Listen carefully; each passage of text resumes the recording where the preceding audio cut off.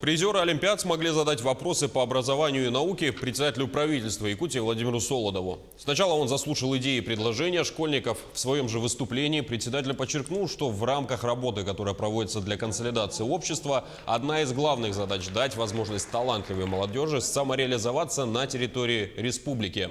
Ребята поинтересовались, возможно ли в Якутии организовать международные экспедиции по археологии и геологии для студентов и школьников.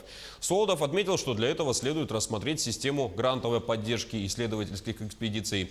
Также школьники попросили финансировать их проекты по космическим технологиям, на что председатель правительства предложил ребятам разработать конкретный проект, чтобы можно было начать диалог с Роскосмосом.